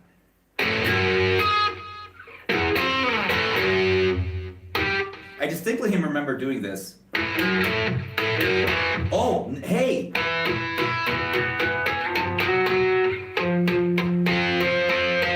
Maybe we get this note from tapping.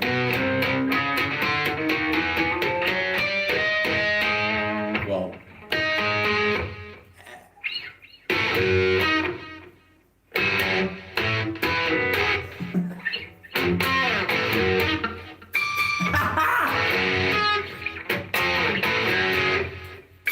Okay, you know what? That's good enough for me, because those are pretty much the notes that he has in there. Then, regardless of how he's playing them, when he's doing the tapping, the weird shit, fine, whatever, I don't care. These are somehow some of the notes.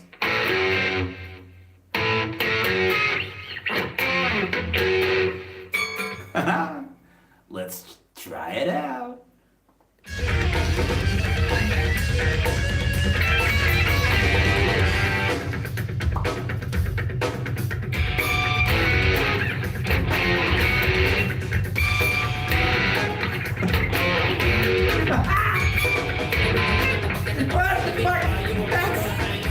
What is that? Larry Lalonde, what is this?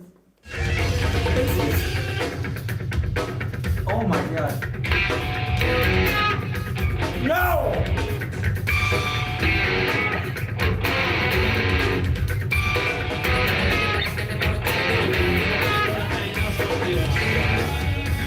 Alright, then he does something and we go into the Guitar Hero mode.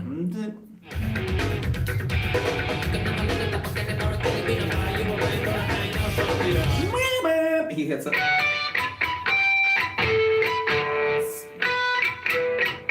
Some harmonics somewhere, and then we go to.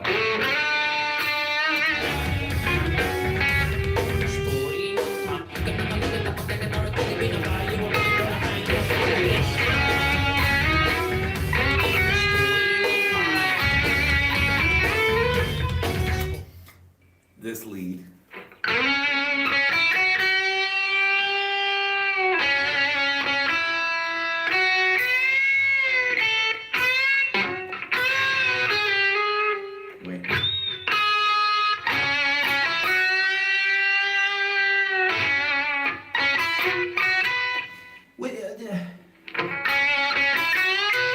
I was saying with the Red Hot Chili Peppers thing before, when I was playing it wrong, that was like, what? I don't want to play like this because it's awkward, it feels bad. This is now also awkward and feeling bad.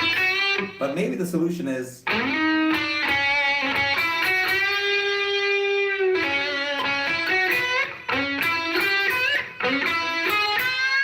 I don't know.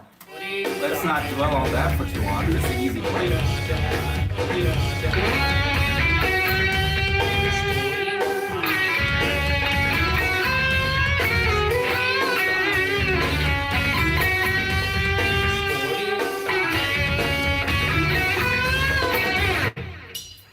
Yeah, back in action.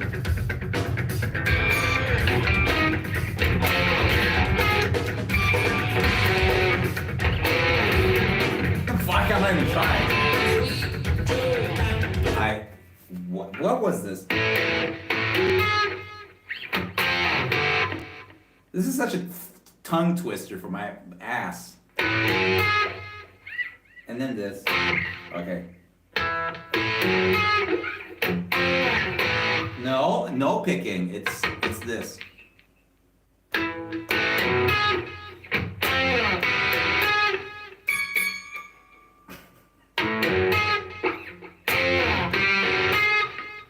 This. Oh my gosh. I'm gonna retire after this. After this song, I'm done with the stream. I'm done with guitar forever. Yeah, it took me, as I said, it took me up until seeing the Hallucinogenetics DVD to realize that, wow, he can actually play. And now, trying to play his parts, I'm just like, what the fuck?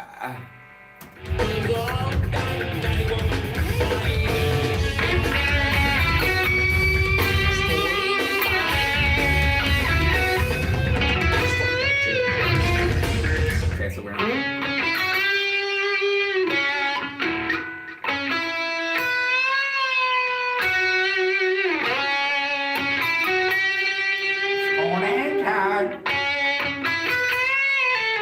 I'm not lying here. I'm not.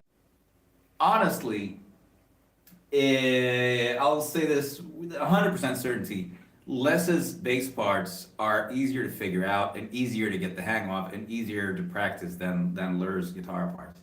I say this as a person who's not a bass player, but has figured out how to play a lot of Primus because I've had time and I want to do that and I like the way it sounds. That's been like easy, or a lot easier than this. And I can actually call myself a guitar player. I won't call myself a bass player, but still, as a guitar player, this is harder than learning this on bass as a non-bass player. Fuck.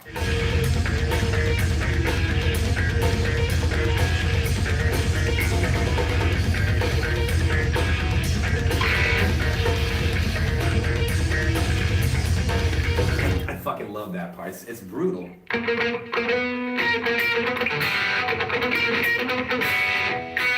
It doesn't sound like just.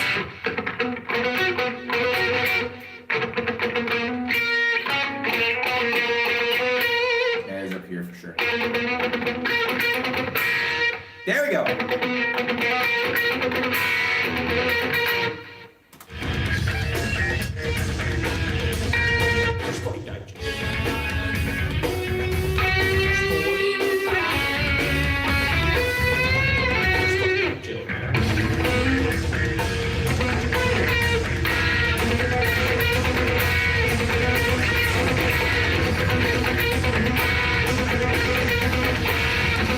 There's probably a bunch of in between which I'm not playing.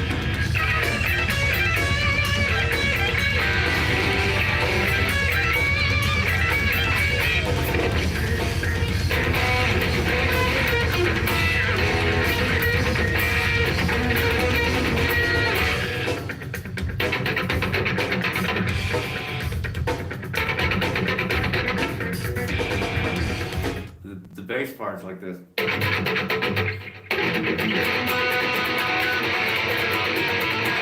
And that's it.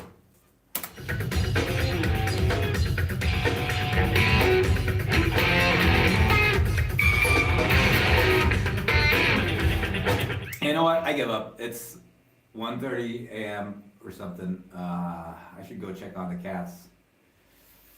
I should probably go to bed. This is fun.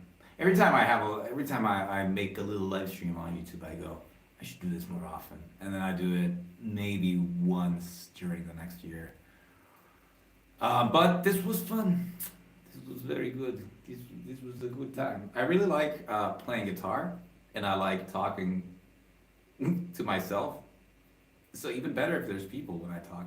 If there's people around when I'm talking. So that's nice. Yeah. I feel like I need to start working on some Primus guitar covers.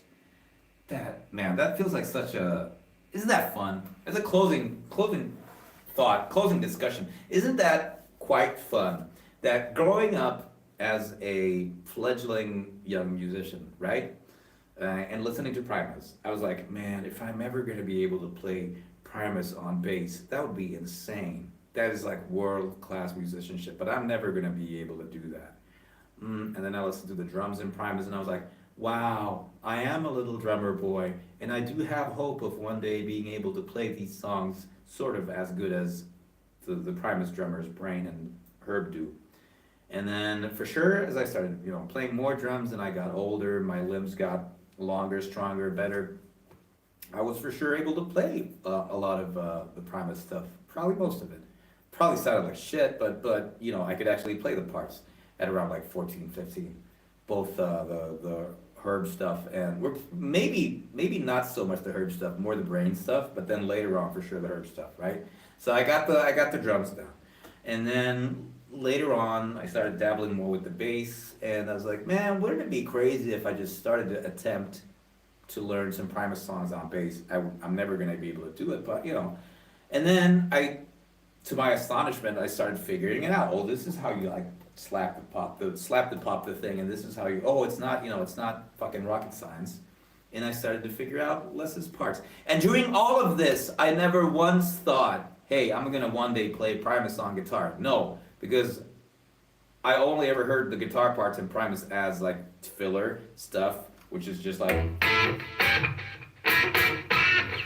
And it's not until, for sure, right now, but looking into Larry's playing more during the recent years and like watching interviews with him, that I've really been like, man, he really is a stellar musician, and those parts are hard to play.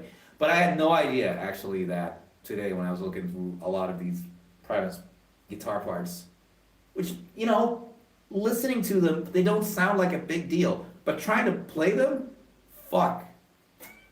And never once as a youngling did I ever think, wow, I'm gonna try to play Primus on guitar one day. No, that was always like, yeah, I'm never gonna bother with that because that's easy and dumb. And here I am.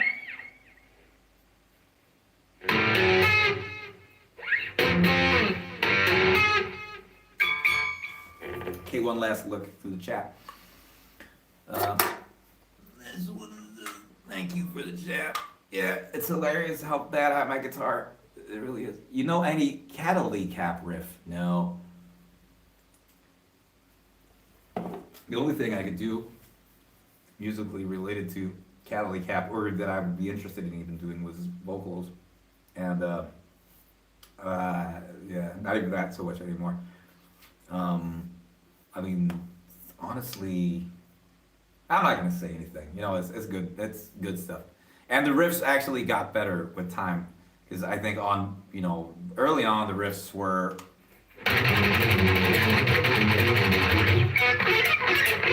like just chromatic patterns of sweeps and stuff and shit like that. It's like, yeah, I'm not into this sort of stuff. And then even on Monolith, some of the guitar parts sounded sort of like just, yeah, you have pattern, shift pattern, repeat pattern, and it's like, yeah, I'm not into that sort of music. But then, for sure, it started getting more musical, the guitar stuff and stuff. But no, I don't know any the Cataly Cap riffs. Yeah, it's for sure. I'm not a technical enough player to play that sort of stuff. I'm not fast enough. I don't know. I'm not fast enough for any of that shit. That's why I do this. But no, it's not a Squire headstock. Or if it is, then I don't know. If it is, then I've been duped, because it's an actual Fender. Yeah, I bet that the last two Cattle albums have been full of sick riffs, because I think the last album that I really just listened to was the one that came out in 2015. Which one is that? The Anthropophagism Extinction, probably. And at that point I was already like, yeah, great, now the riffs are actually starting to sound good compared to Monolith and before that. But then I started tuning out from, for sure from the band, but that sort of stuff in general. But yeah. Anyway, I'll leave you with this. Fuck.